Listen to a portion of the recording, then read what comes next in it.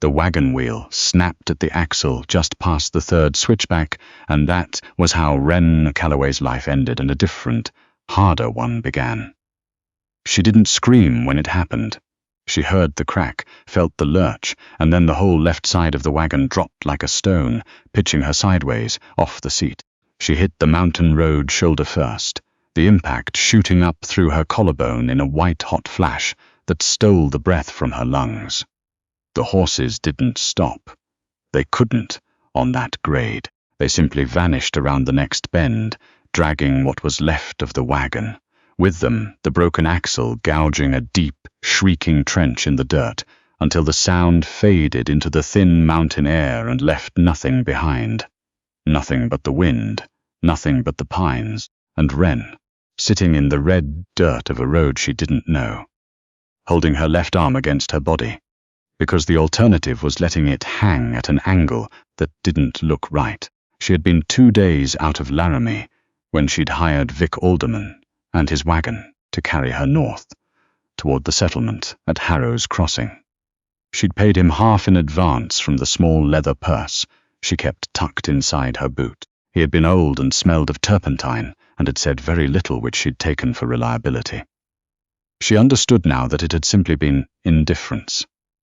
His horses were gone, his wagon was destroyed, and he had not once looked back. The road was empty in both directions. The sky above the tree line was the pale, washed-out yellow of late afternoon, threatening to go grey. She knew what grey meant up here. She'd grown up in Denver, and her mother had said it plainly enough. "The mountains don't care about you, Wren. They don't even know you're there." Her left shoulder throbbed with a deep, nauseating pulse. She reached across with her right hand and pressed hard against the joint testing. The bone shifted slightly, a grinding wrongness that made her vision go white at the edges. Not broken, dislocated, maybe. She'd seen it happen to a stable hand once, back home.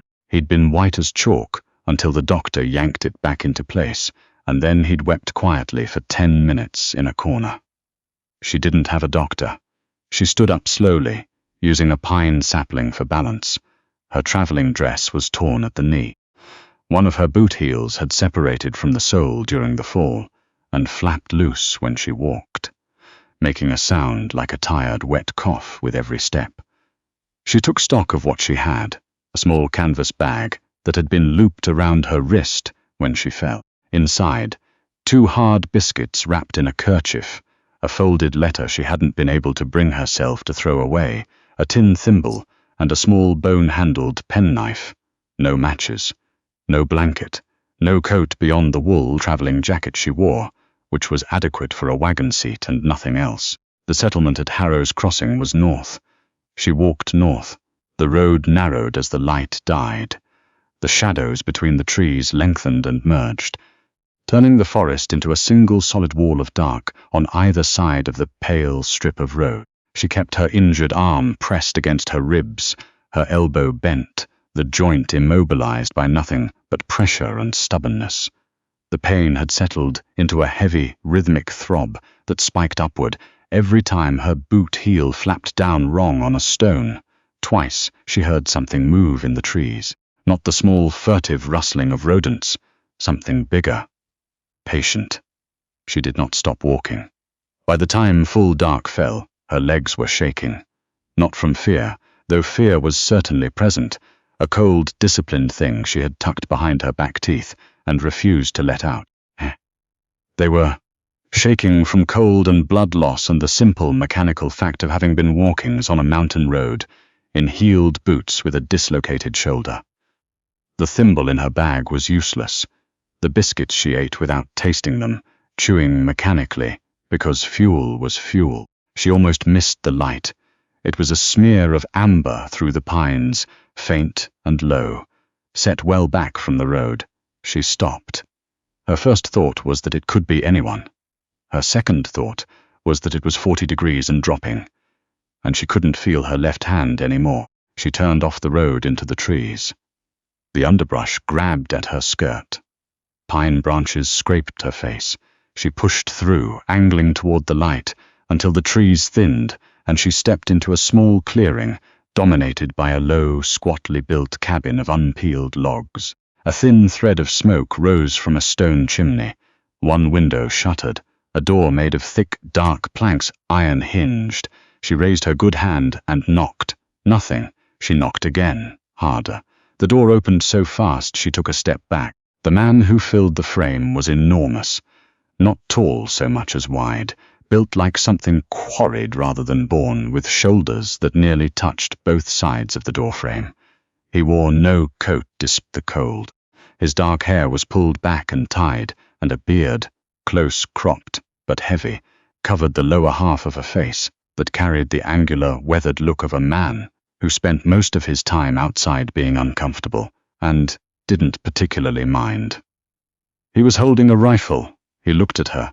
She looked at him. "I need help," Wren said. Her voice came out steadier than she expected. She was aware, in some detached, clinical way, that she was trembling, though she couldn't tell any more whether it was cold or shock, or the effort of holding her left arm in place for 3 hours. "My wagon broke. I've been walking since afternoon. I think my shoulder's out." The man did not move. He looked her over the same way a man might assess a piece of timber, not unkindly, but without sentiment. His eyes were very dark, nearly black in the lantern light that spilled out around him. They moved from her face to her arm, to her ruined boots, to the tree line behind her. "You alone?" he said. "Yes," a silence. The wind moved through the pines, a low, sustained moan that carried the smell of pine sap and coming snow. "Come in," he said.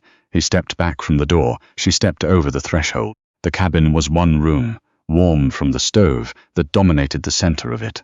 The smell hit her immediately. Wood smoke, gun oil, and something else. A deep animal musk from the pelts stacked along the far wall. A rough table. 2 chairs. A bed built into the wall, covered in heavy blankets. The floor was packed dirt, worn smooth and swept clean. "Sit," the man said. He set the rifle against the wall and moved to the stove without looking at her again. Wren sat in the chair nearest the door. Old habit. In the city you always sat near the exit. She doubted it would do her much good here, but did it anyway. "What's your name?" she asked. He was filling a pot with water from a barrel in the corner. "Slade," he said. Just the one word, same flat, scraping quality as the rest of his speech, like he didn't waste breath on syllables he didn't need. "Wren," she said. He didn't respond. He set the pot on the stove and turned to look at her shoulder. He crossed the room in 3 steps, crouched in front of her, and looked at the joint from 2 angles without touching it. His hands, she noticed, were enormous and very scarred, but he moved them with a deliberate, careful economy. "Who taught you to hold it like that?" he said. The question wasn't impressed. It was just a question. "I watched a doctor fix one once," Wren said. "I figured pressure was better than letting it move." Slade made a sound in the back of his throat. Not quite agreement, more like a notation. He straightened and went back to the stove. "Water needs to heat. You'll want something between your teeth when I put it back." Wren looked at him. "You know how to do that?" Pulled a mule's shoulder back twice. Anatomy's not that different. He pulled a strip of rawhide from a hook near the stove and walked over and held it out to her. "Bite down on this when it gets bad. If you bite through it, I don't have another one." It was the most words he'd strung together since she arrived. Wren took the rawhide. It was bad. She bit through the rawhide anyway. When it was over, she sat hunched over her own knees for a full minute, breathing through her nose in long, controlled pulls, the tears she'd refused to cry for 3 hours, on a mountain road running silently down her face and dripping off her chin onto the packed dirt floor. Slade had walked away the moment the joint clicked back into place. He was at the stove now, not watching her, spooning something from a pot into a tin bowl. He set the bowl on the table next to her elbow. "Elk broth," he said. "Drink it." She drank it.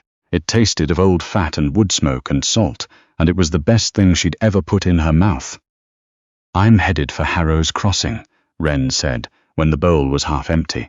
"I have family there, a brother." She paused. "I was supposed to arrive last week." Slade sat in the other chair, across the table. He had a mug of his own that he drank from without looking up. "Harrow's Crossing is 12 miles north," he said. "Roads bad in sections. Take you 2 days on foot with that shoulder. Then I'll leave in the morning." Slade looked at her then, really looked, the way he had in the doorway. That same flat assessment that skipped over everything polite people looked at and went straight to the structural facts. Her thin jacket, her broken boot, the tremor still working through her good hand. "Snow's coming tonight," he said. "I've been in snow before, not mountain snow." He looked back at his mug. "You'll stay until it passes." It wasn't an invitation. It wasn't a threat either. It was simply a statement of the situation the way he understood it, delivered with all the warmth of a posted notice. Wren wanted to argue on principle. She had been arguing on principle since she was 7 years old, when she'd informed her father that his accounting was wrong and proved it to him with his own ledger. But principle didn't stop frostbite. "Fine," she said. The snow came before midnight. She knew because she could hear it. A change in the sound of the wind, a soft, pervasive hiss replacing the moan, and then a silence so complete it had its own weight. She was lying on a pallet of folded blankets near the stove, which Slade had laid out with the same wordless practicality he applied to everything. He was in his bed against the wall. She didn't sleep. She stared at the soot-black ceiling and thought about the letter in her bag. In the morning, she found out. The snow was 18 inches deep and still falling. Slade was already outside by the time she woke, and when he came back in, stamping off his boots, he was carrying an armload of wood and a dead rabbit by its back feet. He dropped the wood by the stove, hung the rabbit on a hook by the door, and looked at her sitting up on the pallet. 2, maybe 3 days, he said. Not an apology, just information. Wren pressed her lips together. Then she stood up and said, "Show me what needs doing." He looked at her for a moment. Then he handed her a knife. She didn't know how to skin a rabbit. He showed her once, quickly, his large hands moving with an efficiency that had no interest in being instructed, just demonstrated. Then he stepped back and let her make a disaster of the second one, while he went outside to check something on the shed. She did make a disaster of it. She cut in the wrong place twice, and nicked the stomach lining on the third try, which released a smell that made her eyes water. She persisted anyway, grinding her jaw, her repaired shoulder aching at the angle, because the alternative was standing in a stranger's cabin in the mountains, waiting to be useful, and she had not, in 31 years of living, ever been able to do that. When Slade came back inside and looked at the rabbit on the board, he said nothing. He simply picked up where she'd left wrong and corrected it without comment. That was, she would realize later, the first and most important thing she learned about him. He didn't explain when showing would do. He didn't say well done, but he also didn't say you've ruined it. He just moved to the next thing and expected her to follow. The days took on a shape. It wasn't a gentle shape. The cabin was 16 feet by 14, and by day 2, the walls had learned how to press in. Slade moved through the space, like a man who'd made a long piece with very small rooms, unhurried and deliberate, and Wren found herself adapting. Not easily, not without friction, but adapting. She learned which floorboards creaked and which did not. She learned that he took his coffee without anything in it, and drank it too hot, every morning, like it was medicine.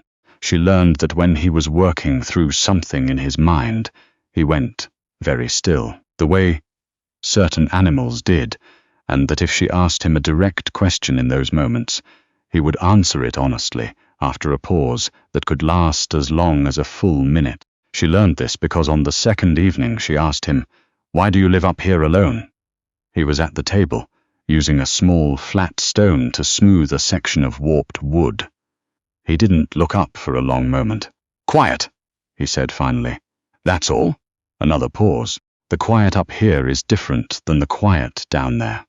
He set the stone down. "Down there quiet means nobody's talking. Up here, it means nobody needs you to." Wren turned that over in her mind for a while, sitting by the stove with a torn piece of harness leather she was trying to stitch back together with thread she'd unraveled from the hem of her ruined dress. The thimble from her bag was, finally, useful for something. "I'm going to see my brother because he wrote me a letter," she said. She hadn't meant to say it. It came out anyway. "He said he was in trouble. Money trouble. He borrowed from people he shouldn't have, and they're going to take his claim if someone doesn't come." She paused. "I sold everything I owned in Denver. My rooms, my furniture, my mother's embroidery frame. I have what's in that bag and what I raised from the sale." Slade didn't offer sympathy. She didn't want it, and she suspected he knew that. "How much?" he said. She told him. He was quiet for a moment. "That might be enough," he said. "Depending on who." She looked at him. "You know Harrow's Crossing? I know most of the settlements within 3 days." He went back to the warped board. "The men who lend money up here, what they look like, what they want." A pause. "Who?" "Your brother borrowed, from matters more than how much." Wren unfolded the letter from her bag and read him the name. Slade's hand stopped moving. He looked at the board for a moment with an expression she couldn't read, then set the smooth stone down very deliberately. "That's a problem," he said. "Tell me."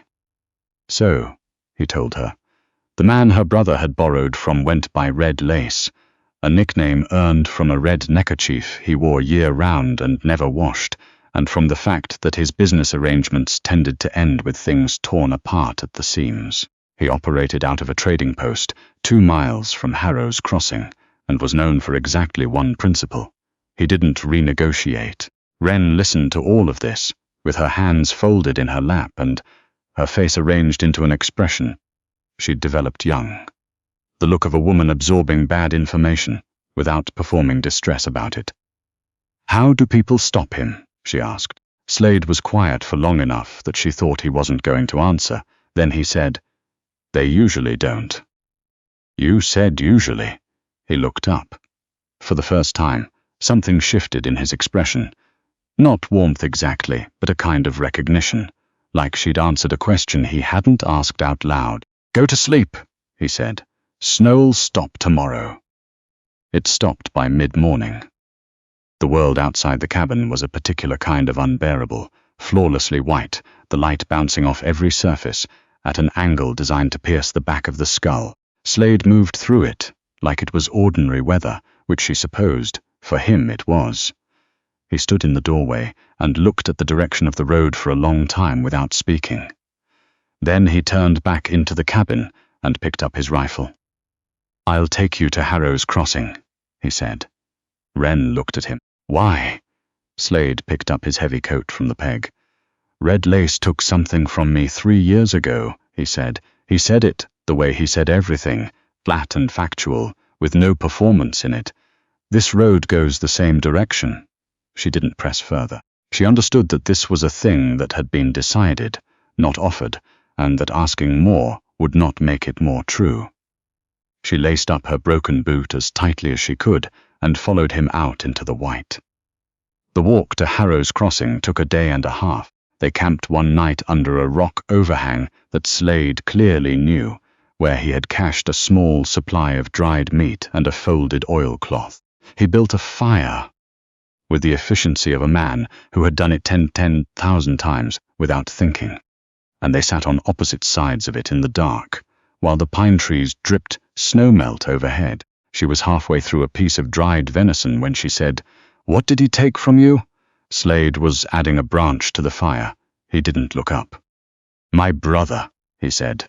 "Debt, same as yours, except Lace didn't settle for the claim." The fire cracked. An ember fell. Neither of them spoke for a long time. "I'm sorry," Wren said. She meant it. She was not a woman who said things she didn't mean. Slade looked up at her then, across the fire. His face in the firelight was all hard angles and deep shadow, and for a moment she could see exactly how he'd come to be what he was, what a man became, when he'd folded his grief away somewhere practical, and kept walking into the cold every day afterward, because standing still was worse. "Eat the rest of that," he said. "You'll need it tomorrow." She ate it.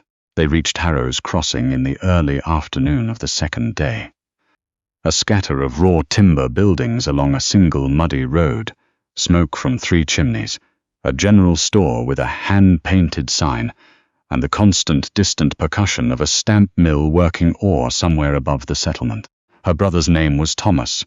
No, wait, Wren corrected herself silently. His name was Levi. She'd spoken it in her head every mile of the way here, afraid she'd forget why she came.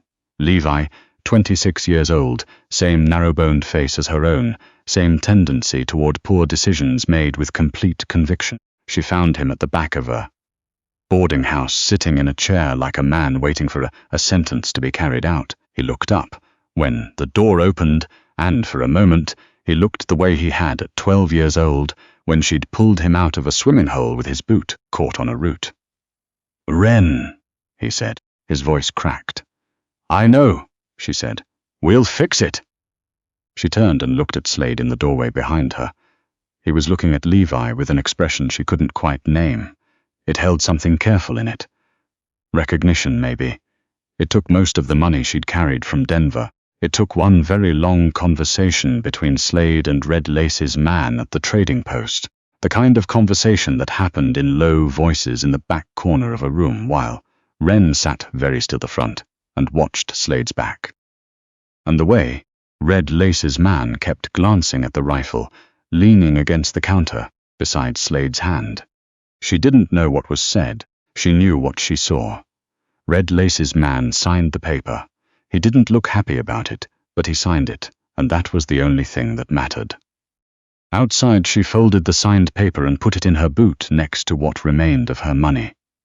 "Thank you," she said to Slade. She said it the same way she'd said it in the cabin when he'd given her the broth, plainly, without ceremony, because she'd learned that was the only kind of gratitude he'd receive. He nodded once. He was looking at the road that led back north, up into the mountains. The afternoon light was turning gold at the edges, and the air had that quality that comes before sunset at elevation, crystalline and faintly melancholy. He would go back. She understood that. She had what she came for. Levi was safe. Her task was done, and this man's life was up in that cabin in the snow. And hers was. She stopped. She thought about what her life was. A rented room in Denver she no longer had, an embroidery frame she'd sold, a fabric of ordinary small days that had felt bearable, until she unfolded a letter and realized she'd built it out of things she didn't much care about losing. Her shoulder ached where the joint had been reset. She thought about the rawhide strap she'd bitten through, and the way Slade had moved to the stove without watching her cry, and the sound of the smooth stone working against the warped wood on his table, and the way the quiet in that cabin, after the first strained day, had slowly become a different kind of thing. "I need work," Wren said. Slade stopped. He turned and looked at her. The afternoon light caught the grey threading through his beard. "I'm a fair hand with a needle," she said. "I can learn the rest. You said yourself the settlement is 12 miles off, and you do everything alone." She kept her voice level. "I'm not asking for anything but useful." He was quiet for long enough that she felt the cold working through her jacket. "I don't run a charity," he said at last. "I'm not asking for one." He looked at her for another moment. She met it. She had spent 31 years meeting things head-on, in rooms where men expected her to look away first, and she had never once looked away first. Slade turned back toward the north road. "You'll need better boots," he said. "There's a cobbler on the far end of town." Wren bought the boots with the last of what she had. They were plain and heavy and built for work, and when she put them on and walked out of the cobbler's shop, her feet met the ground solidly, without apology, and the flapping was gone. Slade was waiting at the edge of the road that led back into the mountains. He was looking at the tree line, the way she'd noticed he always did. Reading it, she understood now, the way other men read newsprint. She came and stood beside him. He didn't say anything.